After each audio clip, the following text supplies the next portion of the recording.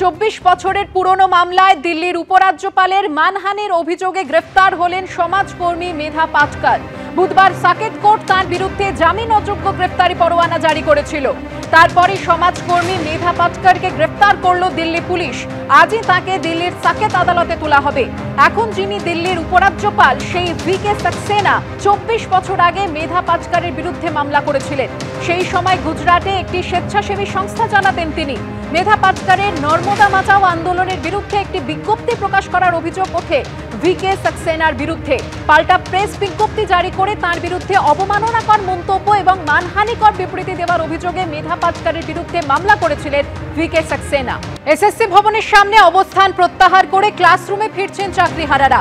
SSC ভবনের সামনে থেকে অবস্থান প্রত্যাহার চাকরিহারাদের। সোমবার থেকে স্কুলে যাওয়ার সিদ্ধান্ত চাকরিহারাদের। বিস্তারিত জানবো, সরাসরি চলে যাব আমাদের প্রতিনিধি সৌমিত্র রায়ের কাছে। সৌমিত্র, আন্দোলনকারী চাকরিহারারা কি বলছেন?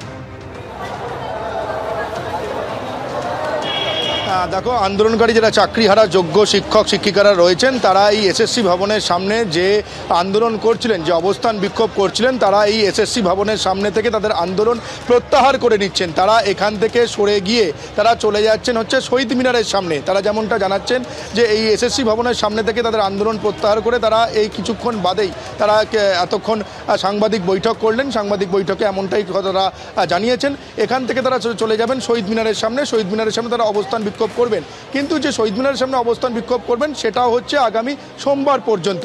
আগামী সোমবার থেকে যে চাকরিহারা যারা যোগ্য শিক্ষক শিক্ষিকারা রয়েছেন তারা যেমনটা জানাচ্ছেন যে সোমবার থেকে তারা বিভিন্ন তাদের যে স্কুলগুলো রয়েছে তাদের স্কুলে তারা জয়েন করবেন, তারা আবারও ক্লাস করবেন। গরমের ছুটি পড়ছে হচ্ছে 30শে এপ্রিলের গরমের ছুটি পড়ছে, তার আগে পর্যন্ত তারা স্কুল করবেন। কিন্তু তারা যে এসএসসি ভবনে তাদের যে অবস্থান বিক্ষোভ চালাচ্ছিলেন তারা এখান থেকে প্রত্যাহার করে নিচ্ছেন। তার কারণটা কি? তারা সাংবাদিক বৈঠক করে যেমনটা জানালেন যে যোগ্যদের যে তালিকা এসছে সেই যোগ্যদের তালিকায় অনুযায়ী বেশ কয়েকজনের নাম, যোগ্য হয়েও অনেক জন শিক্ষক শিক্ষিকার নাম কিন্তু সেই যোগ্য তালিকায় নেই। সেই কারণে তারা এখান থেকে আন্দোলন সরিয়ে নিয়ে গিয়ে চলে যাচ্ছেন শহীদ মিনারে। শহীদ মিনারে গিয়ে তারা যে অবস্থান বিক্ষোভ করবেন কাদের জন্য?